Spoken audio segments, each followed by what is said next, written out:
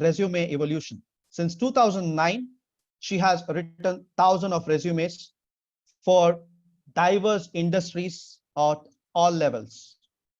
As an author, speaker, and trusted resources for all things job search, clients seek out her services to differentiate themselves in today's highly competitive job market.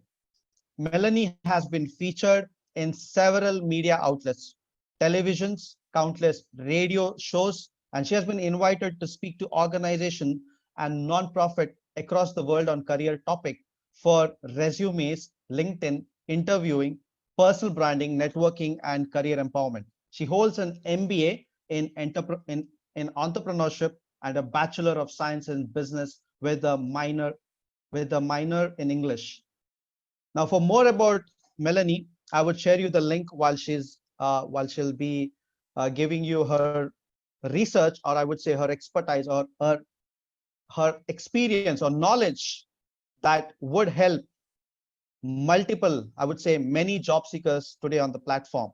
Presenting you today's speaker, Melanie L.Denny. Over to you, Melanie.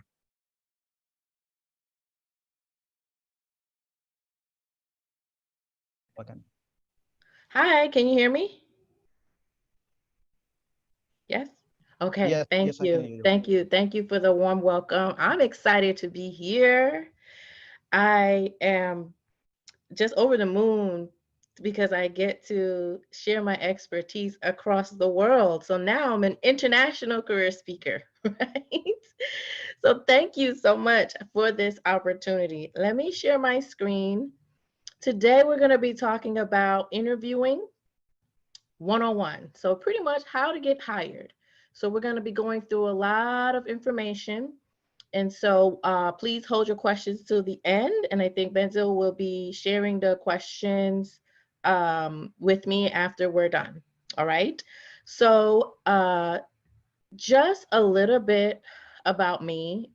You've heard much of this already, but I've done quite a bit. I've been doing this for 11 years now. And so my whole life is pretty much dedicated to career related speaking and services. And so I've also founded a resume writing mentoring group, Society of Elite Resume Writers, and I've been featured in several media outlets. I've written books, and I'm blessed to do the work that I do because pretty much what I'm doing is changing people's lives.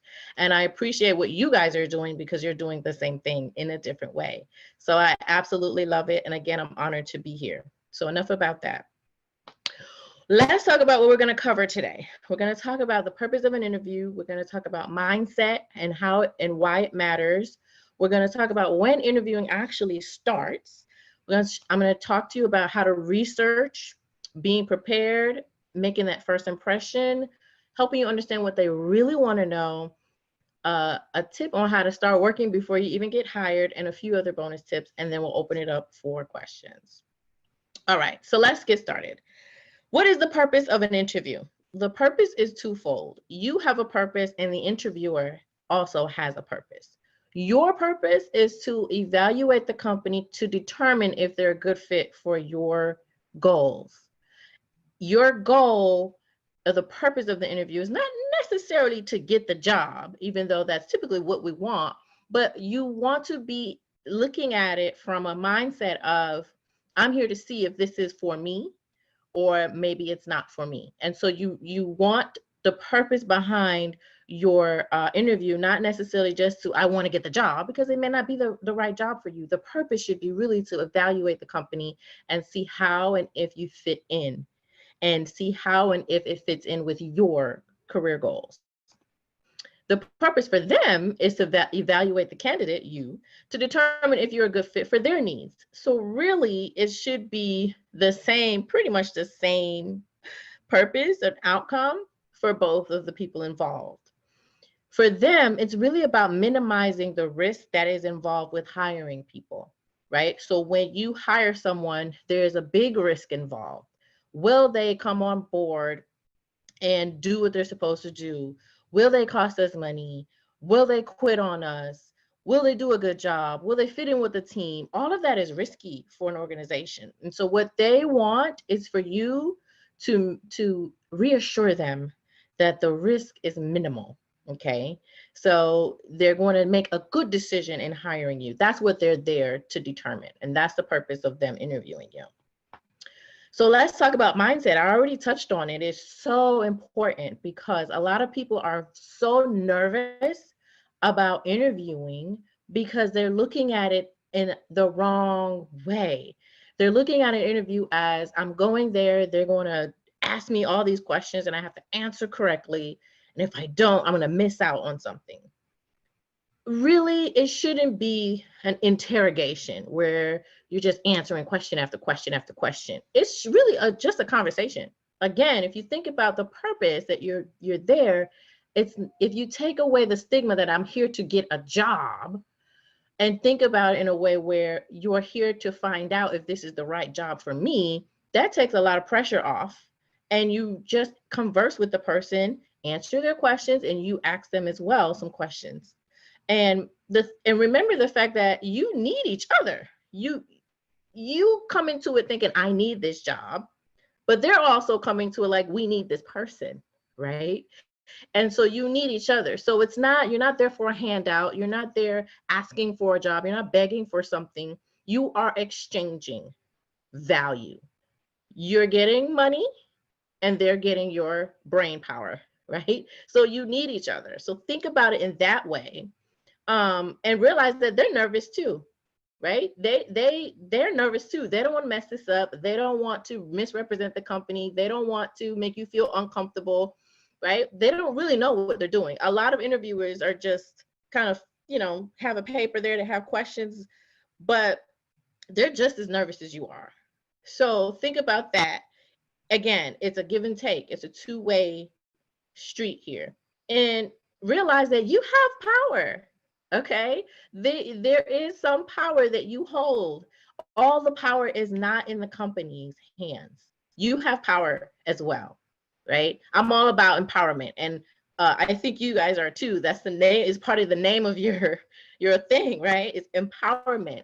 And so when you come there knowing that I also have the power to make a decision, to tell someone, no, this is not a good fit for me, to know that you can negotiate, all of those things. When you really take that mindset into your interview, the whole dynamic will change and you will show up differently because you're not here out of desperation. You're here to just see if this is a good fit for you.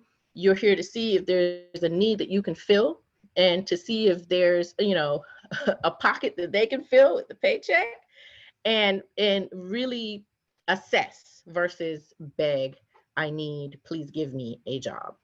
Okay. Now, I want to talk about, when does the interview really start, right? We think, okay, we're going to go into this interview. So when I sit down, that's when it starts. Or when they ask me the first question, that's when it starts, right? And sometimes, you're getting interviewed when you pull into the parking lot. You are, but that's not where it starts, okay? It starts when you hit the apply button. Because from the time you hit the apply button, they are assessing. Remember I said the purpose is for them to assess and see if it's a good fit. They're assessing. So when you hit apply, did you fill out the application properly, right? Did you follow directions? Okay, great, pass.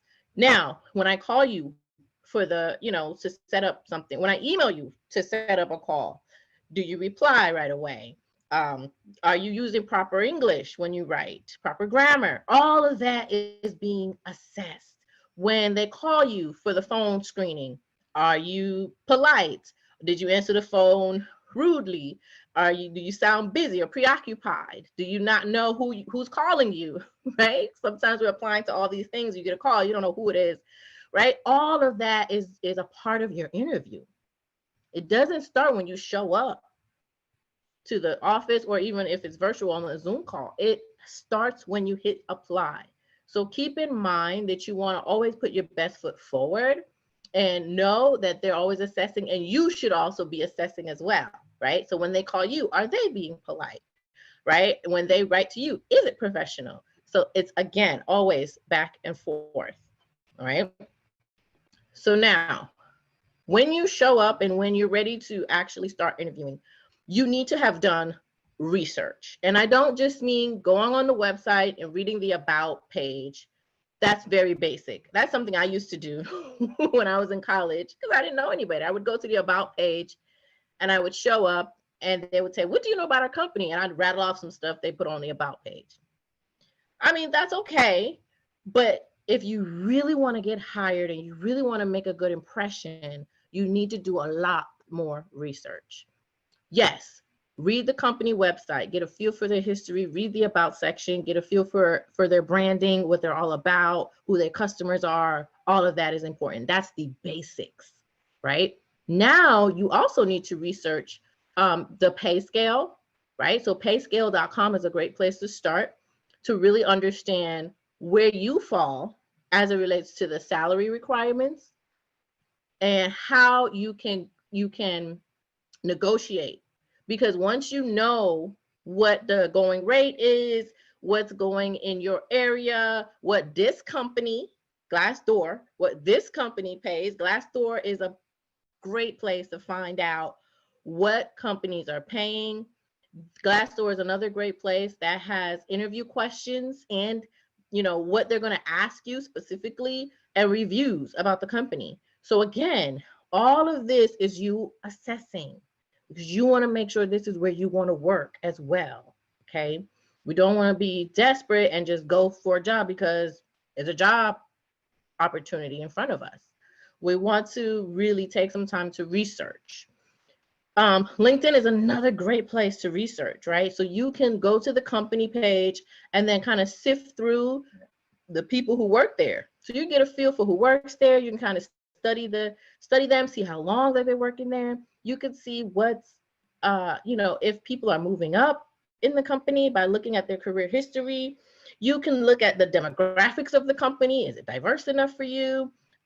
You can look and see on LinkedIn what's happening. A lot of companies are on LinkedIn and they're posting information about what's going on in the company, right? News, stuff like that. That's going to be good for you to have because then again, you can assess and know what you're getting yourself into. You can also bring up certain things that they posted on LinkedIn in the interview as well. That really shows that you're following this company and you really are interested in what they're doing and you want to work there. Google, of course, good old Google, right? Definitely you could Google the name of the company and put news and see what's going on, see what has happened in the last 3 months, 6 months with the company, with the industry, how the company has been responding to things happening in the industry, trends in the industry. So now you know specifically some of the problems they're facing. You can talk intelligently about what's been going on with them. Maybe they're having a downward trend right now, and you could position yourself as someone who can help them to get out of that. Hello, right? So you have all these resources with the internet now that you could really dig a whole lot deeper and really know about this company and what's going on. That will help you to stand out because people don't really do this. They go to the website and they read the about page. But now if you're saying, hey, I saw on LinkedIn that you guys won an award last week for whatever. That was really, really interesting. I really love that, and you could talk intelligently about the company and what's been happening in this interview. Okay. So you need to be prepared. After you've done your research, there's still more research, really. You want to know who you're interviewing with. Please try to get a name. And when you get a name, try to find them on LinkedIn just to get a feel for who you're going to be talking to, maybe even connect with them. You could connect with them probably after the interview, but definitely check out their LinkedIn profile. So then when you come there, you can say, oh, yes, I've seen your background on LinkedIn. I really love the way you advanced to the company, right? So now you're kind of schmoozing them a little bit, just making them feel like, you've really took some time to get to know them. That's very powerful as well. And then try your best to understand their needs for this position. So when you read the job description, figure out what are some of the problems that you're going to come in here and solve for them. What are some of the skills that they're really looking for you to come in and help them with whatever challenges facing right now. Once you get an understanding for what's happening in the department, and if you did that research about the industry, now you can tell stories and give examples about how your background fits their needs for this position. Okay. And then of course, be prepared by having your materials ready. Have a resume, a few copies of your resume, any letters of recommendation. You can have a portfolio of some of your sample work. Of course, business cards and things like that. Be prepared. Bring a notepad, bring a pen if you want to jot down questions throughout the interview to ask at the end. There's nothing wrong with that. Okay. You also want to rehearse your stories. Now, I have here rehearse your car star SAR stories. I know that's weird, right? But I want you to think about, for car, in your career history, what are some challenges that you've been facing? What actions did you take when those challenges arose? And what was the result of your action? That's what I mean by car, right? Star just means situation that was put in front of you, the task you were assigned to do, your actions, and the result. And then the SAR is just situation, action, result. So it could, any of these work. Really, if you think about it, everything ends with action and result, right? That's really what the meat of what we want. And so when they ask you questions, have your car star or SAR stories ready to go. So that means you have to go back in your career history and really know and understand some of the wins that you were able to get in your past positions that are going to be most relevant to the job at hand. Okay. You're not just pulling crazy stories out of the wind here. You're thinking about, remember I said, think about how you will help them, understand their needs, right? So I'm going to try to give an example off the fly here. Bear with me. Let's say you are in marketing and you are really good at launching big marketing campaigns, okay? If they ask you, if the position is for marketing, of course, and they ask you a question like, tell me about your experience with marketing campaigns. Don't say, oh, I've been doing marketing campaigns for 10 years. I'm really great at it. And it's something that I enjoy. Don't say that. It's not a great answer. It's okay, but it could be better. Now, what if you answer the same question by saying, that's a great question. And I'm so glad you asked that. A lot of my career has been in launching these campaigns. I had a situation in my last company where we were really looking to launch a huge brand new product. And I was tasked with running the entire campaign. I was able to pull the team together. There were about 15 of us. I led the charge and we were able to generate $10 million as a result. Isn't that way more powerful, right? So make it a story. The thing about it, storytelling resonates with people's brains way better than just facts and blah sentences, because the way our brain works, we remember sequences of events. So if you're telling it in a story form, well, first this happened, then I did this, and the result was, it makes more sense and it's more memorable for them. Okay, so get your car star or SAR stories together. Get at least 10 good ones ready to go. So whatever questions they ask, you should have one kind of queued up. And start practicing this. You have to rehearse it. Okay, I just pulled that out of nowhere and I haven't interviewed in forever, but it's stuff that I help my clients with all the time. So I'm familiar. I want you to have that level of confidence with it. The only way you'll get that good at it is by actually saying it out loud. So if you need to partner up, maybe here in the group with someone and help each other practice your car star SAR stories, definitely do that. So in your next interview, you can make a much bigger impact and impression. Okay. Study and understand the job description. This helps you formulate your car star stories as well. Because again, if you know what they want, then you know the type of things that would be relevant from your career history. Okay. And then be ready to address your shortcomings. right? We like to kind of avoid those and just hope and pray that they don't ask about, anything that may be not a strength. So, or a situation, for example, I had a client who had got fired from her last job. And she was so nervous about how to answer that. Like, what happened? Why'd you leave your last job? But she had to say she got fired. And we put together a quick 2-line response. And she was ready. She was like, oh, I can't wait till they ask me. And guess what? They didn't even ask her. Right? But be ready. So if you know they're looking for a certain certification, for example, and you don't have it, be ready to respond. Don't just act like, hopefully they don't ask and try to brush it off, because when they do ask you, you're going to be fumbling. You're not going to know what to say. And you're kind of hurting your chances. So anything that you're missing or anything that, may come up that could be seen as a hindrance, be ready to address it. Because all of this, when you do all of these things that I'm talking to you about, guess how you're going to show up? Confidently. And guess who gets the job? The confident one, right? He or she who interviews best gets hired. So not all the time are they going to actually hire the best person for the job, right? They're going to hire the person that interviewed best.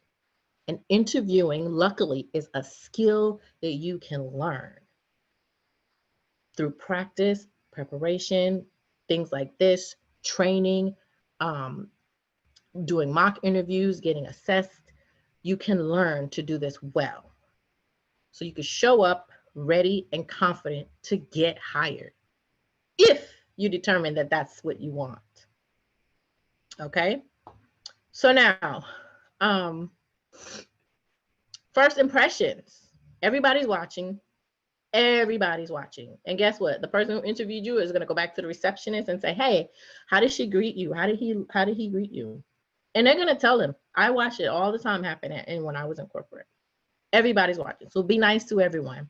Make sure you show up about 10, 15 minutes early just to make sure you're there. If you have to use the restroom before you go in, you have time to do that, right? You're ready, you're prepared, no rush, no pressure, you're ready.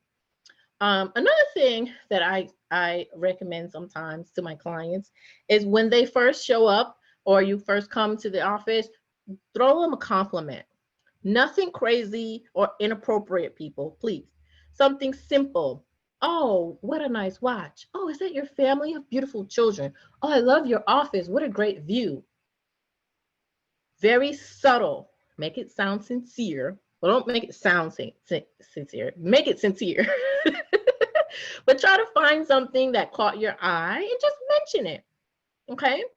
Now, when you first start the interview, I want you to try your best to ask this question first. So maybe it's on the walk, on the way to the interview, or while we're like, if it's a virtual interview, which we're doing a lot of now, maybe it's like right before they actually start while people are setting up or whatnot, or when they ask you, hey, how are you? Or just kind of start. I want you to try your best to squeeze in a question first before they start. And this is the question. What was it about my application that made you want to meet with me today? If you can ask this first and they can give you an answer, you can use what they said throughout the interview to reinforce the things that they like about you, to continuously reinforce the fact that they wanted you and they want you, right? It's like a mind thing, right? Almost. It does a lot. One, it sets the tone of the rest of the interview, right? So when you say something like that and they give you a positive response, now they're in that mindset of, yeah, that's why I really want to talk to you. And they're excited now, and you're excited because now you know why they want you, right? The other thing it does is it gives you leverage. So when it's time to negotiate, you can pull that stuff back out and say, well, I know you're looking for someone who is this, this, and that. And you mentioned earlier that I am this, this, and that. I think I'm a great fit for this opportunity. right? So if you can get this question in there, if you can't get it in the beginning, definitely get it towards the end. But I want you to get it, because even if you can't necessarily use it throughout the interview because you didn't get it in the beginning, you could use it at the end to wrap up and seal the deal, or you could put it in the thank you letter as well. The first question they typically ask is, tell me about yourself. You've got to have that. Listen, don't talk about your cats and your dogs and your 6 kids and your childhood. Like, they don't really want to, they don't care about, they don't care about that stuff, right? They are looking for you to tell them, why are you here? That's really the question. Why are you here? Or it could be something like, why should we hire you? That's what you should be answering. Tell me about yourself is not truly about you. It's really about them, right? So your answer to tell me about yourself should be something progressive, something that showcases your value, right? So understanding what you're bringing to the table. And hopefully if you ask that question in the beginning, you can sprinkle some of that in there. But it's really about showcasing who you are and why you're here. So tell me about yourself. Well, I'm a marketing strategist that has a great track record of launching multi-million-dollar campaigns. And when I saw this opportunity, I was like, this is perfect for me because I see that you guys are ready to launch something big. And so I'm eager to learn more about this opportunity and more about the role. So, right? So that is much better than, oh, well, I was born in Barbados. I grew up in Detroit. I have 3 children and a puppy dog. It's not relevant. They don't care, right? They don't really care about that stuff. They really want to focus. You want to focus on your career stuff, okay? Be authentic, right? We already talked about storytelling. Selling your value and your brand is something that you really need to master as well. And a part of that will come when you practice your star stories, right? Because then you'll understand what you're bringing to the table, and the successes that you've had will all kind of encompass who you are as a professional and what you do well. You want to re-emphasize that all the time. And then when they ask, hey, do you have any questions for me? The answer is never no. The answer is always absolutely. I have a few questions if you have time. Great. What are your questions? What was it about my application that made you want to meet with me today? Right? That's one. There's another one I'll tell you about in a second. But you always want to have questions. You want to ask about the process moving forward. So when do you expect to hire this person? You want to try to see what they're looking for if you haven't got a good grasp. So tell me about your ideal person for this role. What attributes should they be bringing to the organization, right? You want to ask if you're kind of weary about the position. Well, how come this position is vacant right now? What happened to the person before? Right? You can learn things about what's going on. So is it a new position? Did someone move up? Did someone leave? Right? That helps you, again, assess what's going on in the company. And you can try to assess that role and how you could possibly morph as well. So if it's a new position, then you know you have a great opportunity to make it into something great, right? If someone moved up, then you know, well, you could probably move up too, right? So these are things, again, these questions you ask should all be about assessment to make sure that you are a good fit and that the company is a good fit for your goals. All right, be engaging, right? See how I have a little personality. I'm being authentic with you guys. I'm not here like, well, I am. People like personality. You're a person, you're not a robot. So be engaging, smile, show some personality. That's important because people hire people, okay? So definitely show a little personality and be engaging. All right, now let me tell you what they really want to know. When they're asking all these questions, they really want to know a few different things. They want to know, can you do the job and do it well, right? So that comes from your star stories. Do you fit in here and will you like it? That's another thing they want to know, because the last thing they need is someone to come in and mess up all the synergy that they've built with the teamwork and everything and the culture or whatnot, okay?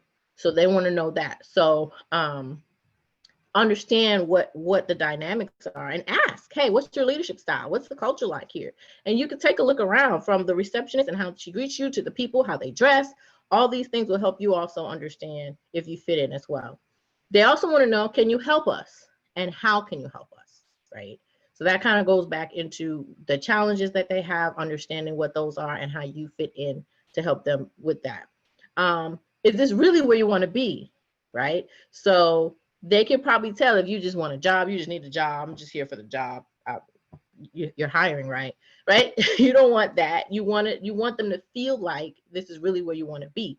And you can do that by, again, doing all that research and telling them how much you love them and how much you've been following the company and telling them about news about them. That gives a great indication to them that you really want to be there. They want to know who are you really and what makes you special. That's that tell me about yourself question. Okay. Can we afford to pay you? You got to come with your research, knowing the market, knowing what you're worth. Okay. Are you able to evolve with us? This is a big one now, especially with the pandemic, because companies are evolving very quickly these days. And so I think that versatility is a huge skill now that companies want. And so if you can show that, that's going to be helpful as well. And then what are your shortcomings and how do you deal with them? So they're going to ask you about that stuff. Remember, I said, be ready. If you have things that may come up that could be a hindrance, be ready. Make sure you have an answer when they ask, what is your weakness? Do not say, I don't have a weakness. That's a lie. You have a weakness. And make sure that however you talk about your weakness, that you spin it in a positive light in terms of knowing you have that weakness and that you've been working on it and you're still working on it and you have improved on that weakness. Okay. So those are the main things that they really want to kind of know. And that's what they're assessing. And a lot of these things are also things that you should be assessing as well. Now, remember I said I had a special question I want you to ask as well. So I have a question in the beginning. What was it about my application that made you want to meet with me today? And at the end, you want to ask, what is the number one challenge you're facing right now in the department or on the team or in the company, however you want to frame it? Hopefully you get an answer, right? Because now you're going to take the answer and in your thank you note, you're going to address that challenge with some high level solution. You're not going to put a whole plan together because they're going to steal your thing and go with it. They might, I don't know. But you could propose a solution and talk about something you've done in the past that was similar or some skill that you use to address a similar situation and that you have this idea and invite them to discuss it further with you. So now you done already started working before you got hired. No one does that, right? So you're going to stand out because you asked that question. You're going to stand out because you put some effort into thinking about them and what they need. You're going to stand out because you're giving them a glimpse into the fact that you have these problem-solving skills. You're going to stand out because now you're positioning yourself as the solution to their problem, right? So these are very, very powerful things that you could do to get hired if that's what you want, okay? A few bonus tips. We're towards the end now.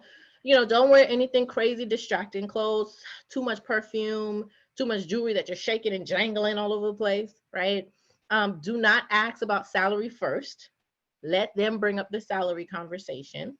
And I have a whole nother presentation all about salary. So I don't want to dig too deep into it here, but definitely you want to make sure that you know your walkaway number. If you don't know anything about salary, I want you to know what you're willing to walk away from. There is a number that you simply will not take because you can't pay your bills or that you feel like you're worth that amount of money. You have to know that number. So knowing that number will help you because then when they spit out their number, if it's above, you're good. And if it's below, it's not a good fit for you. right? So that's all I'm going to talk about salary. I'm sure we're probably going to get a couple of salary questions. It's always a big topic, but again, I have a whole hour-long presentation that's all about salary. And then follow up based on their timeline. Don't stalk these people, please. Find out, hey, when should I hear from you? And then allow them the time to do, you know, what they need to do, and then follow up. Okay. Um, and last but not least, practice, practice, practice, practice. You're only going to get good at interviewing if you practice. So that means getting a partner, spitting each other with questions, practicing your car star stories. That means getting in the mirror, watching your facial expressions. That means listening to yourself, watching yourself, recording yourself and watching it to see, oh, why did I make that face? Oh, why did I move my hand like that? So now you're going to be more aware and get better. You can watch yourself and say, I don't look confident. And you know you need to work on your presence, right? Practice, practice, practice. If that means getting a mock interview coach, practice, practice, practice. All right, that's the end of the presentation. I do interview coaching as a service. I do mock interviews. I have a salary negotiation prep sheet. I have salary negotiation scripts. I have a resource called 90 Good Questions to Ask. So yeah, what questions do you have? Well, that was absolutely amazing. One of the precise and golden content that I've seen. Uh, Anyone that has to go in, practicing and preparing for an interview. Now, one of my questions is that even though everyone has the knowledge, let's say they have got that expertise and we have experienced a couple of interviews, but eventually, or I would say for a fact, it's a time frame that someone loses confidence on the first question itself when an interviewer says, ask yourself, do you have any tips to control that, so that anyone can go in confidence and speak about himself or herself?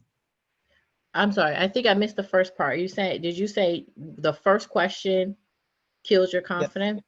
absolutely. Now, for example, let's say that I am ready for an interview, but for some reason, when an interviewer asks, tell about yourself, we lose the confidence even in giving that answer. So how do you give tips on those aspects? So you got to practice. You just got to practice. And the more you practice interviewing, the more comfortable you're going to get. And even if you feel like, oh, I shouldn't have said that. You guys ever watch Beyonce? If she ever trips or falls, she act like nothing happened and she's still dancing and doing everything. You've got to just be confident and keep going. Don't get caught up in, oh, I didn't do that very well. Oh, I should have said this and that, because then that's going to throw you off. The more you practice talking and saying it out loud, the better you'll get. That's the only way to overcome that, to be honest, that I know of, unless someone else has a better, you just have to get comfortable talking about these things, about your career. Thank you very much. So we have a question from one of our audience is, what would be the correct answer about salary, or what was your previous salary? Mm. So here in the States, that question about what was your previous salary is starting to get outlawed. It's now against the law. I forget how many states that you cannot ask that question. I would rebuttal that question with something like, um, I would definitely be willing to talk about that. I would be more interested in learning about what your budget is for this role. Do you have a set budget right now, or what is your range? And kind of just put the question back on them. Or you could say, if you're bold enough, uh, the what I was doing in at this company, it proves to be a lot different for what I would be doing for you. And so, leveraging that experience and expertise, I don't necessarily want to compare the two right now. I would prefer to look at this based on what you need and how I can add value to your organization and see if we can come up with a fair number. Something like that. But I would try, I mean, when they say that, they're looking to see, they want to see where you're at in terms of, can we, remember the question I said, one of the things they want to know is, can we afford to pay you? So I had a client who was making almost 200K, 200,000, and she knew that if they asked that and she said it, they would be like, oh, you're crazy. We're not paying you that, right? So she flipped it and it worked every time. And they told her and she said, oh, okay, great. You know, that's definitely something we can negotiate XYZ. And so I would try my best not to give that number, because really it's irrelevant. Why does it matter what I made over here? You're not that company. It's not the same job.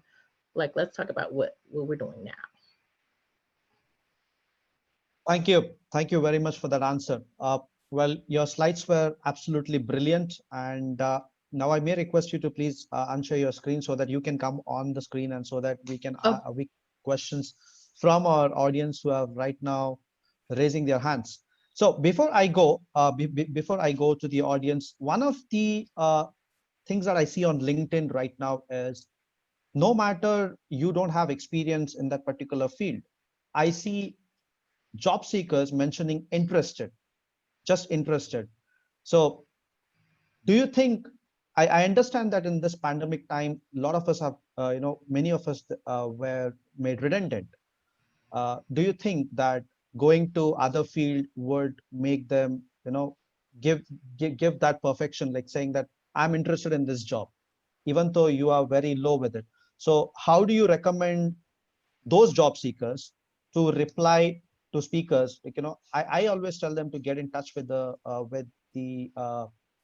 recruiter and ask them politely if their profile matches. Rather, wouldn't say interested in all the profiles, because when you say interested, everyone can see that in your profile. So do you have any guidance on that for job seekers, especially on LinkedIn? Oh yeah, I definitely agree. Saying interested, do they even respond after that?